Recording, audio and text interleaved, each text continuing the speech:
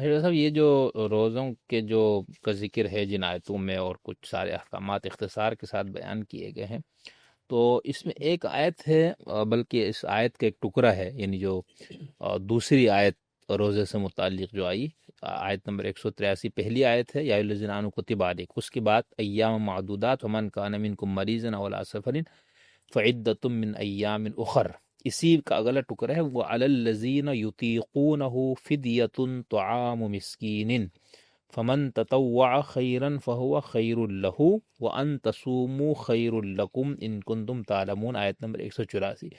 تو جو اس آیت نے وہ علی الذین یطیقونہ والا جو ٹکڑا ہے، اس میں ہم نے بہت سی تفسیریں پڑھی تو بہت الجھن نظر آئی مفسرین کے، ہاں اختلاف رائے ہے، تو وہ ذرا کھولیں کہ اس میں اختلاف کیا ہے، کیا تفسیری آراء ہیں، اور آپ ان میں سے کس رائے کو درست سمجھتے ہیں، اور اگر ان میں سے کسی کو نہیں سمجھتے تو پھر آپ نے خود اپنی کوئی رائے اس میں بیان فرمائی ہو یا آپ کی کوئی تحقیق ہو تو وہ بھی ذرا ہم سے شیئر کیجیے گا۔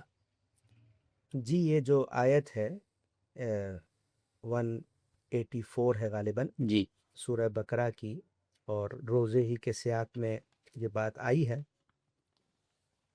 اس میں یہ بات ٹھیک ہے کہ اہل علم اور مفسرین کے ہاں اس آیت کے مفہوم کو طے کرنے میں بہت کچھ اختلافات پائے جاتے ہیں۔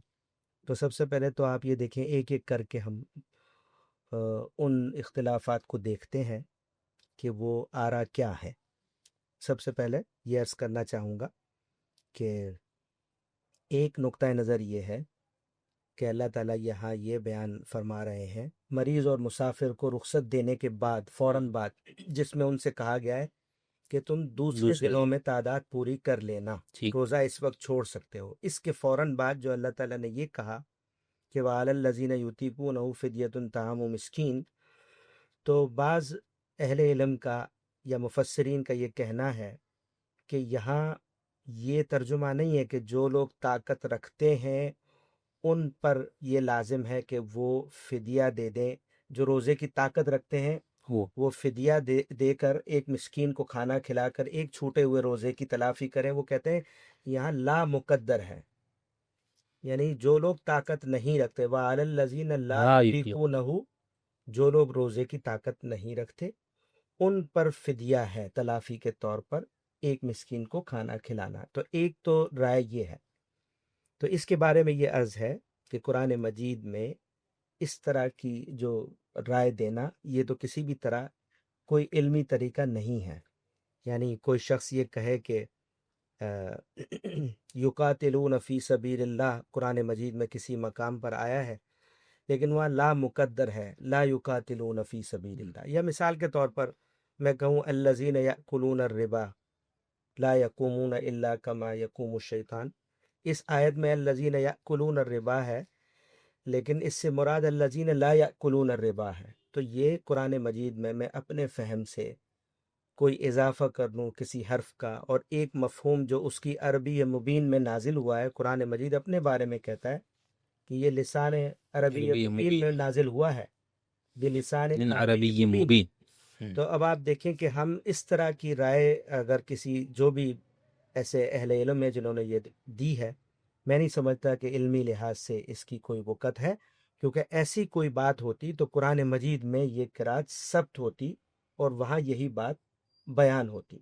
تو ایک تو یہ کہ اس طرح کا اضافہ کوئی بھی شخص خدا کی کتاب جس کے بارے میں ہم یہ کہتے ہیں کہ وہ اجماع اور تواتر سے ثابت ہے، اور اس میں قدیم صحیفوں کی تحریفات کی طرح کوئی تحریف نہیں ہوئی ہے، من وان جیسے کہ وہ ہے، جن الفاظ میں ہے، جس اسلوب میں ہے، آیتوں کی جس ترتیب میں ہے اور صورتوں کی جس ترتیب میں ہے، ایز اٹ از قرآن کو ہم مانتے ہیں۔ تو اس طرح کی رائے دینے کا مطلب یہ ہوا کہ قرآن مجید میں کچھ نہ کچھ الفاظ حروف ایسے رہ گئے ہیں جو لوگ اس طرح کی تفسیری آراء میں گویا کہ ظاہر کر رہے ہیں، تو اس کو کسی طرح بھی قبول نہیں کیا جا سکتا۔ اور اگر یہ مفہوم ہو بھی تو اس میں آپ دیکھیں ایک اور پرابلم آ جاتا ہے۔ اگر اس کو کچھ دیر کے لیے فرض کریں کہ ٹھیک ہے مان لیا، تو پھر کیا ہے کہ جو لوگ طاقت نہیں رکھتے روزہ رکھنے کی، وہ فدیہ دے کے تلافی کریں اور ایک مسکین کو کھانا کھلائیں۔ تو یہاں یہ سوال پیدا ہوتا ہے کہ ان لوگوں کو تو اللہ تعالیٰ نے متصل پہلے بیان کر دیا ہے، کتب علیکم الصیام کے بعد کہا ہے یہ بات کہ فمن کان منکم مریضا او علی سفر، جو لوگ طاقت نہیں رکھتے اور کس سفر کی وجہ سے یا مرض کی وجہ سے، تو وہ بعد میں تعداد پوری کریں۔ ان کے لیے حکم باقاعدہ، جو لوگ طاقت نہیں رکھتے ان کے لیے تو حکم بیان ہو گیا ہے۔ تو اب اس بات سے الگ بات کا کیا مطلب ہوا؟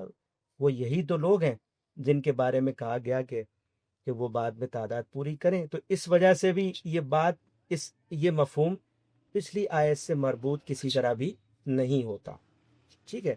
اس کے علاوہ ایک نقطہ نظر یہ بھی ہے، ایک موقف اس آیت کو سمجھنے کا جو ایک طریقہ کار ہے وہ یہ بھی ہے، جو زیادہ معروف ہے، بلکہ ہم یہ کہہ سکتے ہیں کہ وہ یہ کہتے ہیں کہ جو لوگ صحت مند ہیں، تندرست ہیں، اس آیت میں اللہ تعالیٰ ان کو زیر بحث لائے ہیں کہ جو لوگ روزہ رکھنے کی طاقت بھی رکھتے ہیں لیکن روزہ رکھتے نہیں ہیں، رکھنا نہیں چاہتے، تو ان کے لیے دو آپشن ہیں کہ یا تو وہ فدیہ دیں اور یا پھر وہ روزہ رکھیں، اور روزہ رکھیں تو بہتر ہے۔ یہ تفسیر بہت زیادہ معروف ہے۔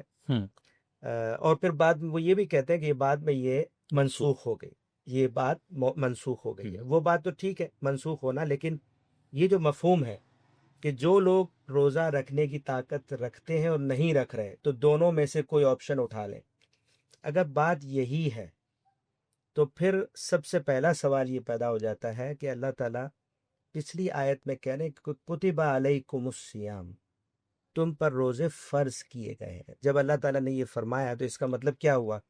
جو مسلمان ہے، خدا کا بندہ ہے، صحیح ہے، صحت مند ہے، عاقل ہے، بالغ ہے، ان کے بارے میں اللہ تعالیٰ کہہ رہے ہیں کہ تم پر روزہ فرض ہے۔ اچھا، جن میں یہ اوصاف سارے نہیں ہیں ان کو اللہ تعالیٰ نے فوراً بعد وہاں بیان کر دیا ہے کہ مرض اور سفر کی وجہ سے ایک دشواری، مشکل، دقت ہوگی تو چھوڑ دینا، بعد میں تعداد پوری کر لینا، ٹھیک ہے۔ تو کتب علیکم الصیام جن لوگوں کے لیے وہ طاقت رکھنے والے ہی ہیں، ٹھیک ہے، تو اس لیے یہ بات ٹھیک نہیں ہوتی۔ ٹھیک۔ اس کے بعد یہ بات کہ جب طاقت رکھنے والے ہیں جن کے بارے میں کتب علیکم الصیام ہے، تو اس کے بعد کن لوگوں کو بیان کیا؟ اللہ تعالیٰ نے مریض اور مسافر جو کہ معذور ہیں، مجبور ہیں، جو معذور ہیں وہ مجبور ہیں، ان کو اللہ تعالیٰ ایک آپشن دے رہے ہیں، فدیے کا آپشن نہیں دے رہے۔ جو معذور اور مجبور ہیں، جو صحت مند اور تندرست ہیں، اگر یہ تعویل ٹھیک ہے تو پھر کیا مطلب ہوا کہ جو صحت مند ہیں، تندرست ہیں، ان کو اللہ تعالیٰ فدیے کا آپشن دے کر مزید رخصت دے رہے ہیں، جو بیمار ہیں، جو مسافر ہیں، ان کو تو ایک ہی دیا ہے۔ تو یہ بات بھی بالکل ٹھیک معلوم نہیں ہوتی۔ اور جو شروع میں کتب علیکم الصیام یعنی فرضیت والی آیت ہے، تو یہاں آگے انہی لوگوں کو وَأَن تَصُومُوا خَيْرٌ لَكُمْ، یہ بہتر ہے اور افضل ہے، تو بہتر اور افضل اور کتب علیکم الصیام کا بھی آپس میں تناقض ہے۔ تو ان سارے پہلوؤں سے اگر ہم دیکھیں تو یہ والی جو بات ہے کہ بھئی اللہ تعالیٰ نے یہ بات فرمائی ہے کہ جو لوگ طاقت رکھتے ہیں لیکن روزہ نہیں رکھنا چاہتے، تو ان دونوں میں سے فائدہ اٹھائیں۔ یہ ساری مشکلات ہیں، یہ سارے اشکالات ہیں جو انہی آیتوں کے اندر آگے پیچھے موجود ہیں، یہ کسی طرح سے حل نہیں ہوتے۔ ایک رائے اور بھی علماء نے دی ہے، وہ یہ کہ جو لوگ طاقت رکھتے ہیں روزے کی لیکن مشکل سے طاقت رکھتے ہیں، آسانی سے ان کی بساط میں نہیں ہے روزہ، طاقت رکھتے ہیں لیکن ان کو مشکل بھی ہے، بہت مشکل۔ تو وہ کہہ رہے ہیں کہ یطیقونہ اصل میں اس معنی میں جو لوگ مشکل سے طاقت رکھتے ہیں وہ دو رخصتوں سے، دو آپشن سے فائدہ اٹھا لیں۔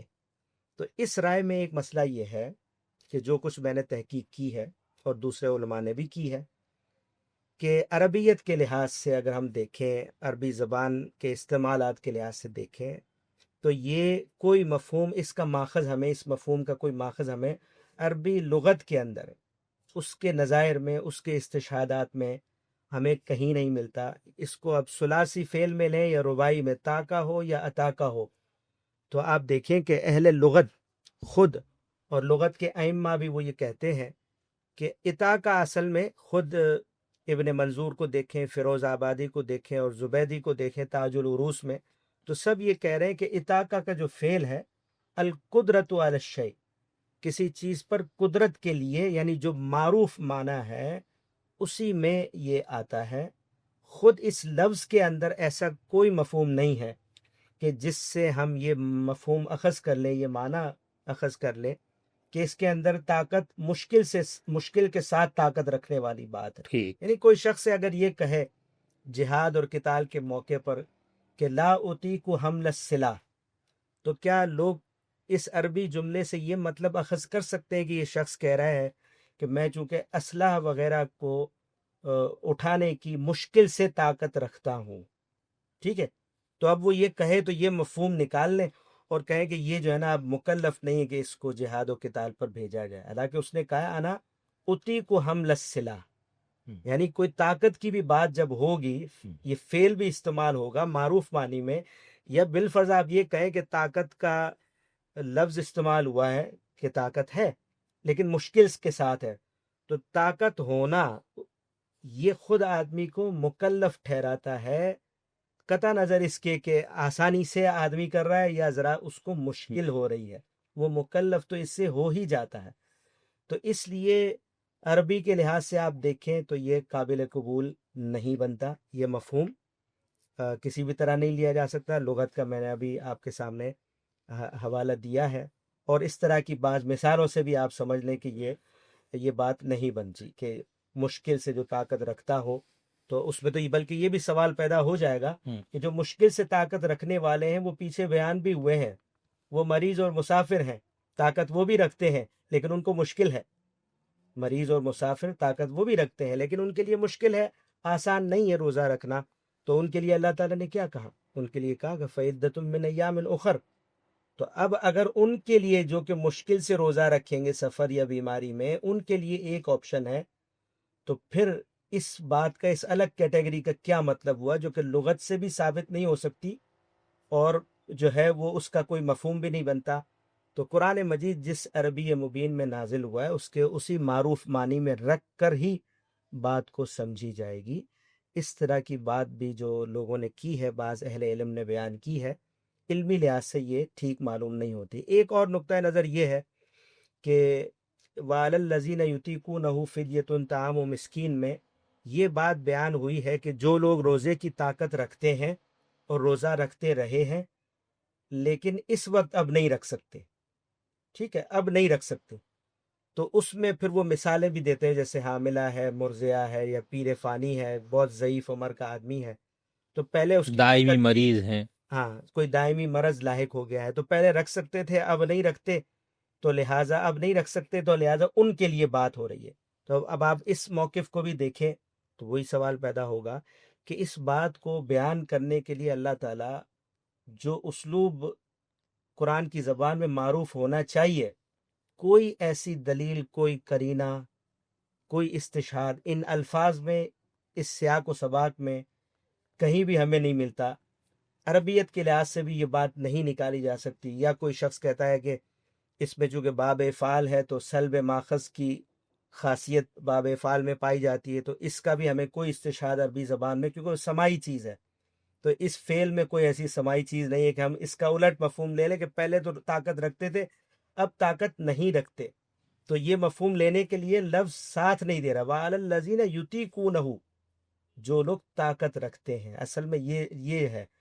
تو اس میں آپ کس طرح سے ان مریضوں کو یا پیر فانی کو یا دائمی مرض والوں کو، تو دائمی مرض والوں کو کیسے لائیں گے؟ آپ قرآن کے الفاظ سے استدلال کریں گے نا، الفاظ میں آگے پیچھے اس جگہ پر، اس مقام پر کوئی ایسا لفظ، کوئی کرینہ، کوئی سیاق، کوئی جملے کی تالیف ایسی نہیں جس سے یہ مفہوم بھی اخذ کیا جا سکے۔ وہ یہ کہتے ہیں کہ یہ مفہوم ہے مرضیہ اور حاملہ اور پیر فانی کے لیے، اور یہ حکم اب بھی باقی ہے، یعنی یہ بھی کہتے ہیں۔ تو یہ آیت اس طرح کے موقف کا بھی کسی لحاظ سے علمی طور پر ماخذ نہیں بنتی۔ اب اس کے بعد پھر یہی سوال رہ جاتا ہے کہ اس بات کا پھر مطلب کیا ہوا؟ تو آپ پیچھے سے اگر جوڑ کر دیکھیں، اور میں نے جو کچھ اس پر تحقیق کی ہے اور بعض اہل علم نے بھی اس کو بیان کیا ہے، اور امام امین حسن اصلاحی نے بھی بیان کیا ہے، اگرچہ تھوڑا بہت استدلال کا، پریزنٹیشن کا فرق ہو سکتا ہے میری تحقیق میں اور امام اصلاحی کی، اور آپ کے لیکن استاد اصلاً جو ہے ہمارے استاد مکرم غامدی صاحب نے بھی اسی نقطہ نظر کو لیا ہے اصلاً. تھوڑا بہت پریزنٹیشن یا تحقیق کا فرق ہو سکتا ہے، لیکن میں ان کی رائے کو باقاعدہ تحقیق کے بعد میں ترجیح دیتا ہوں کہ انہوں نے جو مفہوم نکالا ہے، جو مفہوم سمجھا ہے ان آیتوں کا، اس مفہوم پر کوئی لفظی اعتراض، زبان کا کوئی اشکال، سیاق و سباق کا کوئی مسئلہ پیدا نہیں ہوتا، مفہوم میں بھی کوئی اشکال پیدا نہیں ہوتا. تو وہ بات یوں ہے کہ اللہ تعالیٰ نے روزے کی فرضیت اور مقصد بتانے کے بعد جو یہ بات فرمائی کہ مریض اور مسافر وہ بعد میں روزہ رکھ سکتے ہیں، تعداد پوری کر سکتے ہیں، اس وقت وہ چاہیں تو چھوڑ دیں روزہ. ٹھیک ہے، وہ تلافی کرنے کے لیے بعد میں روزے رکھیں گے، تلافی ہو جائے گی. انہی مریضوں اور مسافروں کو کہا گیا کہ ایک آپشن تو یہ ہوا آپ کے پاس، عدت من ایام اخر کا ہو گیا. عدت من ایام اخر. اب ان لوگوں میں سے کچھ لوگ ایسے ہیں کہ جو مالی استطاعت بھی رکھتے ہیں، وَعَلَى الَّذِينَ يُطِيقُونَهُ فِدْيَةٌ طَعَامُ مِسْكِينٍ. اگر شروع میں یہ رکھا گیا تھا کہ بھئی آپ یا تو بعد میں روزے رکھیں اور یا پھر استطاعت ہے مالی ٹھیک ہے، تو آپ فدیہ دے کر ان روزوں کی تلافی کریں، ہر روزے کے بدلے ایک مسکین کو کھانا کھلانا. تو یہاں جو فرق واقع ہوا ہے وہ کیا ہے؟ وہ یہ کہ یطیقون کے لفظ پر کوئی اشکال نہیں ہے، وہ اپنے معروف معنی میں ہی ہے. ٹھیک ہے، مسئلہ یہاں سے پیدا ہوا کہ لوگوں نے یطیقونہ میں جو مفعول کی ضمیر ہے اس ضمیر کو سیام کی طرف راجع قرار دیا ہے، اس سے سارے مسائل اور اشکالات پیدا ہوئے ہیں. اصل مسئلہ ضمیر کا ہے، اتاقا کے لفظ کا نہیں ہے، وہ اپنے معروف معنی میں ہے. ضمیر کو اگر صحیح جگہ پر ہم راجع قرار دیں تو یہ سارا مسئلہ حل ہو جاتا ہے. تو وہ ضمیر کا مسئلہ کیسے حل ہوتا ہے وہ میں اب آپ سے عرض کر رہا ہوں. وہ یوں ہے کہ یہ جو پورا جملہ ہے وَعَلَى الَّذِينَ يُطِيقُونَهُ فِدْيَةٌ طَعَامُ مِسْكِينٍ، اس میں ایک مبتدا ہے، ایک خبر ہے. مبتدا کا حق جملے میں یہ ہوتا ہے تعریف کلام میں کہ وہ مقدم ہوتا ہے، حکمن بھی مقدم ہوتا ہے، لیکن کبھی مؤخر لفظاً ہو جاتا ہے، صحیح، اور کبھی خبر جو ہے وہ مقدم ہو جاتی ہے. لیکن حکمن جو ہے اور حق جو ہے اس کے مقدم ہونے کا ہی ہے. کس کے؟ مبتدا کے. تو اصل میں اس جملے کی تالیف یوں ہے وَفِدْيَةٌ طَعَامُ مِسْكِينٍ عَلَى الَّذِينَ يُطِيقُونَ، کہ اللہ تعالیٰ یہ کہہ رہے ہیں کہ تم بعد میں روزہ رکھ سکتے ہو، مرض اور سفر کی وجہ سے چھوڑ دیا ہے، کوئی مسئلہ نہیں ہے، فَعِدَّةٌ مِّنْ أَيَّامٍ أُخَرَ. اور پھر یہ بات بتا دی کہ ایک مسکین کو کھانا کھلا کر تم اپنے چھوٹے ہوئے روزے کی تلافی کر سکتے ہو.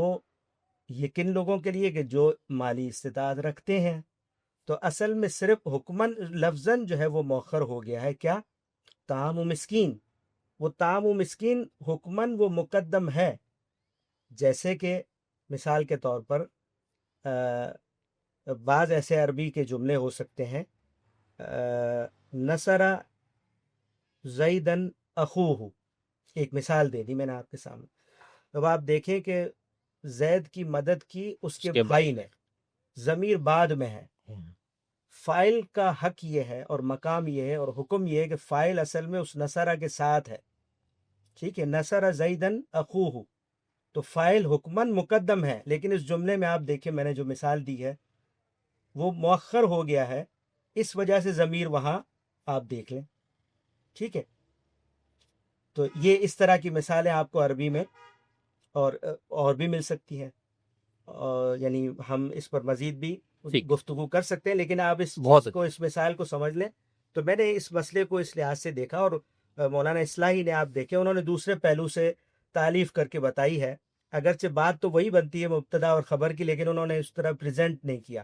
وہ کہتے ہیں کہ وَعَلَى الَّذِينَ يُطِيقُونَ الطَّعَامَ، ہو کی جو ضمیر ہے وہ اصل میں یوں ہے وَعَلَى الَّذِينَ يُطِيقُونَ الطَّعَامَ فِدْيَةٌ طَعَامُ مِسْكِينٍ. وہ کہہ رہے ہیں تکرار کو ختم کرنے کی وجہ سے یہ جو اضمار قبل ذکر جو ہو گیا ہے وہ تکرار ختم ہوئی ہے، روانی بھی ٹھیک ہو گئی، ایجاز بھی ہے، اس میں بلاغت بھی ہے، اس میں خوبصورتی بھی ہے. اس وجہ سے اللہ کے کلام میں یہ تقدیم اور تاخیر ہوئی ہے. لیکن اصل بات یہ تقدیم اور تاخیر ہونے کی وجہ کیا ہے کہ جو مبتدا ہے نا وہ لفظاً مؤخر ہو گیا ہے، خبر مقدم ہو گئی ہے، اس وجہ سے وہ ضمیر وہاں یعنی پہلے آ گئی ہے اور وہ مرجع وہاں پیچھے گیا ہے، تو اس لیے اس میں جو ہے کوئی اشکال والی بات نہیں ہے۔ اس سے یہ مفہوم نکلا کہ جو لوگ سفر یا مرض کی وجہ سے روزہ چھوڑیں گے وہ تلافی روزہ رکھ کر بھی کر سکتے ہیں، اور مالی استطاعت ہے تو فدیہ دے کر بھی کر سکتے ہیں، لیکن اگر وہ روزہ رکھیں تو یہ بہتر ہے۔ اور یہ بات کیوں رکھی گئی شروع میں؟ بعد میں تو یہ بھی منسوخ ہو گئی۔ شروع میں اس کے رکھنے کی وجہ یہ تھی کہ رمضان کے بعد روزے رکھنا آسان نہیں تھا، اور جب تک تباہ جو ہے پوری طرح تیار نہیں ہو گئے، تربیت نہیں ہو گئی، اس وقت تک اس حکم کو رکھا گیا کہ رمضان کے بعد مشکل ہوگی روزہ رکھنا، تو یہ رخصت رکھی گئی کہ آپ روزوں کے ساتھ ساتھ یہ بھی کر سکتے ہیں اگرچہ وہ افضل ہے۔ صحیح تو یہ اس کی وجہ تھی کہ اس کو باقاعدہ ایک وقت صحیح، تک رکھا گیا بات۔ یعنی آپ نے یہ فرمایا کہ جو پیچھے مریض اور مسافر کو چھوٹ دی گئی اور ان سے یہ کہا گیا تھا کہ رمضان کے بعد جب بھی پورے سال میں موقع ملے وہ گنتی پوری کرے، اب انہی کے لیے ایک آپشن یہ کہ وہ فدیہ طعام مسکین کرے، جی ٹھیک، بالکل یعنی اس بالکل۔ صورت میں وہ سارے مسئلے ختم ہو جاتے ہیں۔ لیکن اس میں صاحب میرا ایک سوال یہ ہے نا کہ یہ جو آپ نے بیان فرمایا اور آپ نے کے استاد نے بھی اور ان کے استاد نے بھی کچھ اسی طرح لیکن انداز دوسرا تھا، تو متقدمین میں سے بھی کہیں آپ کو یہ رائے ملتی ہے کہیں؟ جی متقدمین میں ہمیں جو ہے اگر ہم تفسیر طبری کو دیکھیں تو امام ابو جعفر جو ہے انہوں نے ایک قول کے طور پر اس کو اس زمانے میں بھی بیان کیا اچھا ہے، اچھا، اور وہ انہوں نے کہا ہے کہ اہل عربیہ بعض جو بصرہ کے ہیں انہوں نے یہ بات بیان کی ہے، اور انہوں نے طعام کو، طعام و مسکین کو ہی بہت اچھا، اس کا مرجع قرار دیا ہے، نہ کہ سیام کو اور صوم کو۔ صحیح، تو اس طرح ہمیں پیچھے بھی اس طرح کے استشہاد مل جاتے ہیں، لیکن ہم یہ کہیں کہ بہت زیادہ، تو بہت زیادہ لوگ اس طرف توجہ نہیں گئی، اور صحیح، یہ رائے بہت زیادہ لوگوں نے اختیار نہیں نہیں کی، بلکہ جو کچھ اختیار کیے ان سب پر وہ اشکالات ہیں جو اشکال۔ میں ابھی عرض کر چکا۔ اچھا ڈاکٹر صاحب، آپ نے جو مثال دی نا کہ نصر زیدن اخوہ، تو میں یہ چاہ رہا ہوں کہ اور یطیقونہ کو سلجھانے کے لیے مسئلے کو کوئی ایسی مثال اور ہیں آپ کے پاس، کوئی ایسی مثالیں جس کے اندر ضمیر جو ہے وہ اپنے مرجع پر مقدم ہو؟ جی وہ بھی آپ مثالیں بآسانی سمجھ سکتے ہیں، جیسے مثال کے طور پر اسی جملے کو اگر ہم پلٹ دیں تو نصر اخاہ زید، اگر آپ اس طرح کر لیں کہ جس میں مفعول بھی مقدم ہو گیا ہے، اور نصر اخاہ میں جو ضمیر ہے، یہ ضمیر آگے جو اسم زید ہے، نصر اخاہ زید جو فاعل ہے اس کی طرف راجع ہے، صحیح، تو آپ دیکھیں کہ اس میں ضمیر مقدم ہو گئی ہے، یعنی اضمار قبل الذکر یہاں بھی ہے، ضمیر مقدم ہو گئی ہے نصر اخاہ زید میں، اور وہ ضمیر راجع ہے زید کی طرف جو مؤخر ہے، لیکن وہ لفظاً مؤخر ہے، حکماً، نیتاً اور متکلم کے اس میں ذہن میں وہ مقدم ہی ہے، کیوں کہ وہ فاعل ہے۔ تو یہ بالکل اس طرح کی ایک مثال ہو جائے گی جو آپ کہہ سکتے ہیں کہ آیت میں جس طرح ہوا ہے نا کہ ضمیر پہلے ہے اور وہ جس اسم کی طرف راجع ہو رہی ہے وہ اسم بعد میں آیا ہے، تو ٹھیک، بالکل یہ اس کے ہو بہت بہو اچھا، مثال ٹھیک۔ ہے۔ اچھا دوسرا آپ نے یہاں پر جن لوگوں نے لا مقدر مانا نا وعلی الذین لا یطیقونہ، اس پر آپ نے ابھی گفتگو میں یہ فرمایا تھا کہ یہ گنجائش نہیں ہے قرآن میں ایک لفظ کا اضافہ کر دینا، اور اس کو آپ نے بہت بہت معیوب سا بنایا، تو مجھے یہ سوال پوچھنا ہے نا کہ کیا اصولی طور پر قرآن مجید کے اندر مقدرات اور محذوفات کا جو پورا ایک باب ہے، اور غامدی صاحب کے ہاں بھی ہمیں یہ چیز نظر آتی ہے، اصلاحی صاحب کے ہاں، بلکہ اصلاحی صاحب کے تو آپ نے بھی بیان کرتے ہوئے کہا کہ وعلی الذین یطیقون الطعام، تو انہوں نے تو پورا لفظ طعام کو ہی محذوف مانا، تو آپ کو یہ لا محذوف مان کے یا اس کو مقدر ماننے پہ اتنا سخت آپ کا جو کیا کہنا جی چاہیے، اتنی سخت گرفت کیوں فرما رہے ہیں آپ؟ جی بہت اچھا آپ نے ایک سوال کیا ہے، اس میں مراد میری یہ تھی کہ جو لائے نافیہ جس طرح مقدر مانا گیا ہے، یہ مقصد نہیں ہے کہ کسی بھی جملے میں اس جواب کا یہ مطلب ہوا کہ ہم کسی جملے میں کوئی بھی مقدر یا محذوف کلام جو ہے وہ نہیں مان سکتے، یہ میرا مقصد صحیح، نہیں تھا۔ مجھے یوں سمجھ میں آیا ہاں، اصل میں تو اس ٹھیک، کو تو ہم مانتے ہیں، لیکن اس کے لیے قاعدے ضابطے ہیں، ہم ٹھیک، ایک تو لفظ کو دیکھتے ہیں، جملے کی تالیف اور ترکیب کو دیکھتے ہیں، سیاق کلام میں دیکھتے ہیں، آیتوں کو مربوط رکھ کر دیکھتے ہیں، اور پھر کچھ ایسی چیزیں کہ جو گویا کہ مقدر ہیں کسی بھی پہلو سے، وہ عقلی استثناء بھی ہو سکتے ہیں، صحیح تو اس کے باقاعدہ قرائن اور دلائل اور نظائر ہم دیتے ہیں کہ کلام کے اندر اس کی دلیل موجود ہے، اور کسی بھی جگہ پر معروف معنی سے ہٹا کر کوئی الٹ معنی ہم لینے کے بالکل بھی کسی طرح قائل نہیں ہو صحیح سکتے۔ ٹھیک تو اس میں یہ تو اصولی طور پر بھی مانتے ہیں، اور جو بھی اس طرح کا کام ہوگا اس کے لیے ہم نے کرینہ اور دلیل خود زبان سے، جملے سے، تالیف سے، ترکیب سے، آیتوں سے، وہیں سے دینی ہوگی۔ اگر نہیں دی تو سمجھے وہ کسی طرح بھی قابل قبول ہم بھی بیان کریں تو وہ ایک تو غلط نہیں ہے ہوگا۔ ٹھیک جہاں تک اصلاحی صاحب کی جو آپ نے مثال دی ہے، تو امام اصلاحی صاحب نے یہ جو لکھا ہے کہ وَعَلَى الَّذِينَ يُطِيقُونَ الطَّعَامَ فِدْيَةٌ طَعَامُ مِسْكِينٍ، تو یہ بات یہ نہیں ہے کہ انہوں نے کوئی الگ سے کہیں کوئی محذوف باہر سے اس لفظ اور اس جملے کی تالیف سے برعکس کہیں ایجاد کر کے نکال دیا یا کوئی گھڑ لیا ہے، بلکہ وہ ضمیر کا مرجع تلاش کر رہے ہیں۔ باقی ٹھیک علماء نے ضمیر کا مرجع تلاش کیا، انہوں نے بھی کیا، وہاں میں نے کوئی ایسی بات نہیں کی، صحیح ٹھیک ٹھیک ہے، کوئی اضافے والی بات وہاں کوئی معیوب نہیں ٹھیک کی، لیکن انہوں نے کیا کیا، باقی علماء نے یطیقونہ میں ہو کی جو ضمیر ہے مفعول کی، اس کو راجع قرار دیا صیام کی طرف، روزہ رکھنے کی طرف، جو کہ مصدر ہے۔ اور اصلاحی صاحب نے یہ کہا کہ نہیں، آگے جو طعام ہے نا، آگے خود سے نہیں ایجاد کیا یا کوئی داخل کیا یا کوئی مقدر نکالا، کہا کہ یہ اس طرف راجع ہے۔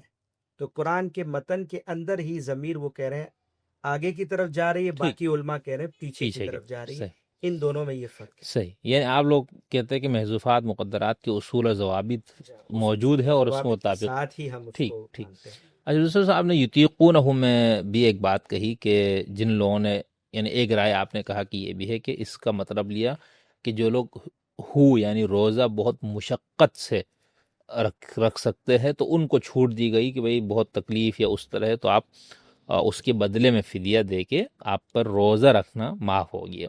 تو اس میں آپ نے یہ کہا کہ عربیت کی روح سے، اور آپ نے ابن منظور اور زبیدی اور ان کا حوالہ بھی آپ نے عنایت فرمایا، اور آپ نے کہا کہ عربیت کی روح سے اس کی گنجائش نہیں، تو کیا یہ مطلب خود عرب کے مفسرین، عربی زبان جن کی ہے، جن کو عربی زبان اور ادب پہ، وہ ان میں سے بھی کسی نے لیا، یا صرف ہمارے اجمیوں میں کسی نے اس کو لیے؟ اگر انہوں نے بھی لیا ہے، عربوں نے بھی، یعنی عربی جاننے والے عرب کے لوگ، تو ان کا سورس کیا ہے پھر؟ دیکھیں، یہ اس لحاظ سے بھی میں نے اس آیت کو دیکھا ہے، اور جو مفسرین ہیں اور علماء ہیں اس میں عرب کے بعد مفسرین بھی مجھے ملے ہیں جنہوں نے اس طرح کی تعویل کی ہے آیت کی۔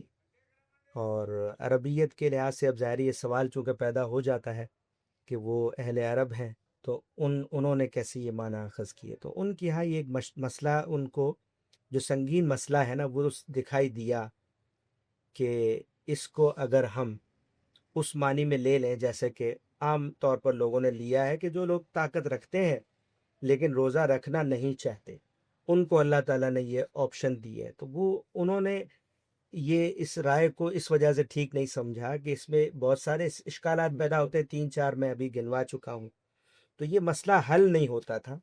تو انہوں نے یہ مناسب سمجھا کہ اگر ہم اس طرح کوئی تعویل کر لیں تو وہ والے اشکالات ختم ہو جاتے ہیں۔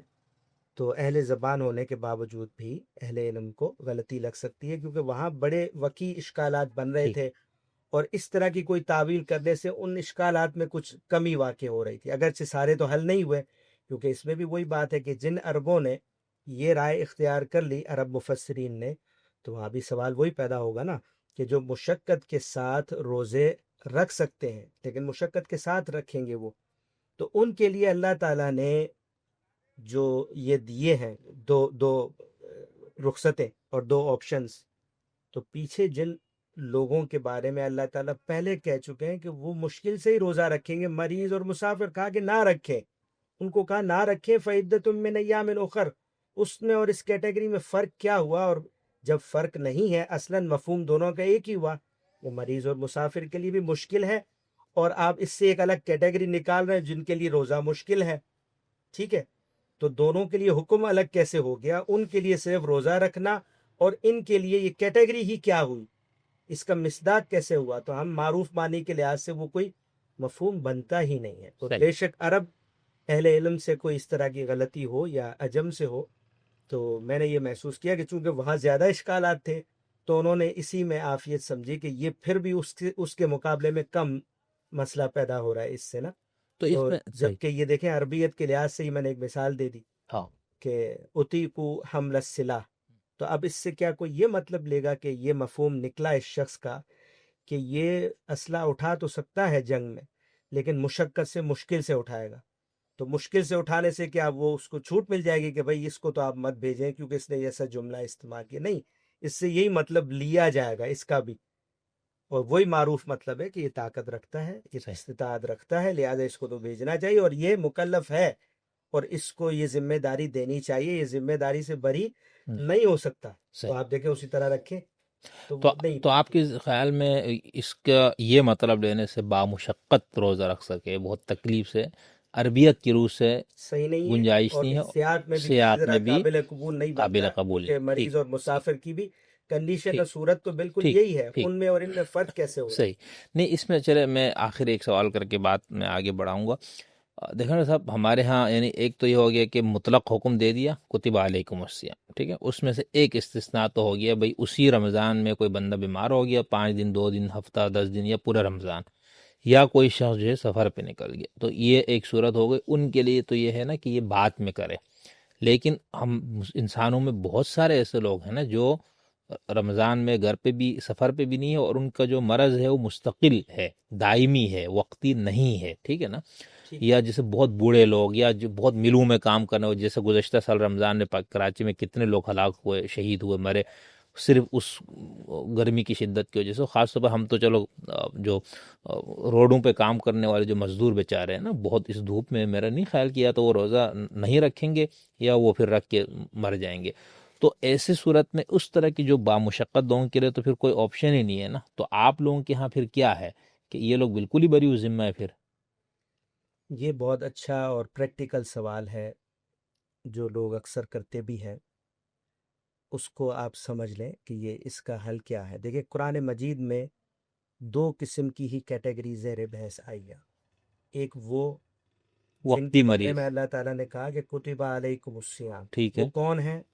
مسلمان ہیں، عاقل ہیں، بالغ ہیں، تندرست ہیں، مریض بھی نہیں ہے، مسافر بھی نہیں ہے. ان کو کہا کہ تم پر روزہ فرض ہے. ایک کیٹیگری. ٹھیک ہے. اس کے اندر کون لوگ آ گئے؟ یعنی جو صحت مند بھی ہیں، روزہ رکھنے کی طاقت رکھتے ہیں، انہی کے لیے ہے. انہی کے لیے لیکن اس میں بچے مستثنا ہو گئے. اور اگر آپ غور کریں تو وہ لوگ جو اس عمر میں پہنچ گئے کہ اب روزہ ممکن نہیں ہے، کسی ایسی ذہنی بیماری میں مبتلا ہو گئے کہ روزہ ممکن ہی نہیں ہے، تو وہ کتب علیکم الصیام کے تحت آتے ہی نہیں ہے پہلی. اچھا. اور دوسری کیٹیگری قرآن نے کیا بیان کی کہ جن کے پاس کوئی عذر ہے، اور ان آزار میں سے 2 کو اللہ تعالیٰ نے صرف بیان کیا، مریض اور مسافر. یہاں یہ سوال پیدا ہوتا ہے نا کہ 2 ہی کو کیوں بیان کیا اور ان 2 کو کیوں اجازت دی؟ تو ان 2 کو جو اجازت دی ہے، مریض کو اور مسافر کو، اسی وجہ سے اجازت دی ہے کہ ان کے لیے روزہ رکھنا دشواری کا اور مشقت کا باعث ہے. اصل علت یہی ہے. جب اصل علت بھی یہی ہے تو پھر ان 2 پر اس کو منحصر اور محصور نہیں رہنا چاہیے، بلکہ اس طرح کی یا اس سے بھی زیادہ شدید کوئی عارضی عذر، کیونکہ ان دونوں کو جو بیان کیا ہے یہ دائمی نہیں ہے. نہیں ہے. کیونکہ اللہ تعالیٰ کے ان کو کہہ رہے ہیں کہ فَعِدَّةٌ مِّنْ أَيَّامٍ أُخَرَ. دونوں مقام پر اللہ تعالیٰ یہ یہی بات نہ فرما رکھ رہے ہیں. سکیں گے. تو دونوں مقام پر اللہ تعالیٰ کہہ رہے ہیں. تو ان کو عارضی عذر کی وجہ سے چھوٹ دی اور کہا کہ بعد میں تعداد آپ پوری کریں. تو یہ 2 ہی کیٹیگری ہے جن کو بیان کیا گیا، اور ان دونوں کو بھی اس لیے بیان کیا کہ یہ کامن سی چیز ہے، اس لیے بیان کیا. ورنہ اصل بات علت ہے کہ ان کے ساتھ مشکل ہے. تو اس کا مطلب ہے کہ اس سے کم، اس سے زیادہ اور دوسری نوعیتوں کی جتنی مشکلات ہیں جس میں روزہ رکھنا آدمی کے بس میں نہیں ہے، آسان نہیں ہے، وہاں یہ چھوٹ حاصل ہوگی. کیوں؟ کہ اس کی یہ علت، اور ساتھ اللہ تعالیٰ نے اسی سے متصل یہ فرمایا کہ یرید اللہ بکم اليسر ولا یرید بکم العسر. یہ اصولاً بھی بتا دیا. تو اس قاعدے کو بھی امپلیمنٹ کریں گے تو مریض اور مسافر کے علاوہ جو بھی عسر والے ہوں گے، عارضی عسر والے، مشقت والے، ان سب کو یہ رعایت ملے گی. ٹھیک ہے. اب کیا بات واضح ہوئی دائمی والے کہ دائمی والے رہ گئے. ان کو آپ نے کہا نہ فدیہ ہے نہ روزہ ہے. اچھا، دائمی والے جب رہ گئے نا تو وہ کس وجہ سے؟ یا تو ایسا شخص ہوگا کہ اس عمر میں اب روزہ ممکن نہیں ہے تو کتب علیکم الصیام کا حکم ہی نہیں ہے. نہیں رہا. ٹھیک ہے، ٹھیک، اور یا پھر یہ کہ کوئی ایسی بیماری ہے جو برسوں سے ہے، اس کی کوئی توقع نہیں کہ ٹھیک ہو، اس کے اوپر بھی حکم لاگو نہیں ہوتا. وہ بھی بالکل معاف. ٹھیک ہے، کوئی عارضی ہوگا تو اس کے لیے وہی حکم ٹھیک ہے ہے، وہ عارض فَعِدَّةٌ مِّنْ أَيَّامٍ أُخَرَ. اور جو دائمی والا معاملہ ہے تو وہ مرفوع ہو گیا اس حکم سے.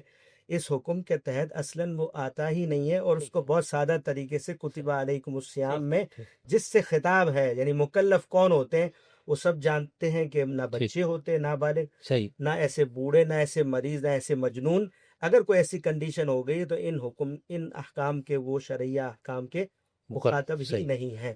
صحیح تو اور عارضی والوں کے لیے ہی ہے، صحیح، اور وہ بعد میں جو حکم آیا ان کے لیے وہ حکم منسوخ ہو گیا صحیح. تھا کہ دو آپشن نہیں ہے کہ بعد میں فَعِدَّةٌ مِّنْ أَيَّامٍ تو أُخَرَ والا ہی صحیح ہے. ہے. تو کیونکہ کچھ ایسے مریض ہیں نا جو رمضان یعنی 2 گھنٹے 3 گھنٹے ان کو کھانا یا پینا لازمی ہو جاتا، تو ان کے اوپر تو کوئی کچھ بھی نہیں، بیماری ہو گئی، ان پہ کچھ بھی نہیں ہے. کچھ بھی نہیں ہے. اچھا، لیکن اچھا ان مزدوروں کا مسئلہ بھی حل کریں نا. ان کو آپ کیا کہیں گے کہ وہ چونکہ جون جولائی کی گرمی میں نہیں پک سکتے تو وہ پھر نومبر دسمبر میں جا کے رکھ لیں، یا جی، ان کو بھی چھوٹ ہے جب اللہ مکمل؟ تعالیٰ نے جن مریض اور مسافروں کو چھوٹ دی ہے، اگر اس سے بھی زیادہ شدت کے ساتھ جن کی مشقت اور دشواری ہے روزے میں، جیسے کہ لیبر طبقے کی ابھی آپ نے بات کی، تو ان کو بھی اسی طرح بالکل قرآن سے چھوٹ حاصل ہے، رخصت حاصل ہے. وہ اس وقت روزہ نہ رکھیں.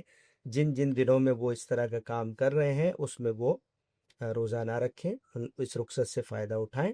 اور جب ان کو سہولت ہو اور جب وہ اس کام پر نہ گئے ہوئے ہوں تو فارغ دنوں میں رمضان کے بعد وہ روزے رکھ کر قضا اس کی تلافی کر لیں. اور یہ آپ قیاس سے لے رہے ہیں، یعنی ایک تو یرید اللہ بکم الیسر والا اس سے کہ بھئی اللہ آسانی چاہتے ہیں نا، مشکل نہیں. دوسرا آپ یہ فرما رہے کہ چونکہ وقتی مریض کو بھی کہا گیا، وہ مشقت ہی کی وجہ سے کہا گیا نا کہ وہ روزہ نہیں رکھ پا رہے، تو وہ یہ جو اس طرح کے مزدور یا اس طرح کے جو کام کرنے والے لوگ ہیں بہت کڑکتی دھوپ میں، ان کو کوئی رعایت بھی نہیں ملتی، تو اس کو آپ ان 2 وجوہات کی بنیاد پہ یہ فرما رہے کہ یہ بات میں رکھیں. یعنی ایسے لوگوں کو جو ہم رخصت کی بات کر رہے ہیں، اس کی وجہ یہ ہے کہ قرآن نے باقاعدہ صراحت کے ساتھ ضابطہ بھی بیان کر دیا ٹھیک ہے ہے، کہ ہم چھوٹ دے کیوں رہے ہیں. تو کہا کہ اس لیے دے رہے ہیں کہ اللہ اپنے بندوں سے سختی نہیں چاہتا، وہ آسانی چاہتا ہے. تو اس روح سے بھی، اور اس سے پہلے جن 2 کیٹیگریز کو اللہ نے بیان کیا وہ بھی مشکل والے اور سختی والے ہی تھے کہ مشقت ہے مریض کو اور مسافر کو، ان کو بھی چھوٹ دے دی. تو ان دونوں کو آپ دیکھیں تو قرآن مجید کی نص تو پوری وضاحت سے یہ بات کر رہی ہے کہ ساری کیٹیگریز مسلمانوں کی، روزے داروں کی، جن کے ساتھ یہ عسر ہوگا، یہ مشکل مریض یا ہوگی. مسافر کی طرح مشکل ہوگی، دقت ہوگی، ان سب کو یہ رعایت جو ہے خود قرآن کے الفاظ سے حاصل ہے. صحیح، ٹھیک، بہت یہ اچھا، کسی قیاس پر مبنی کوئی حکم نہیں ہے. صحیح.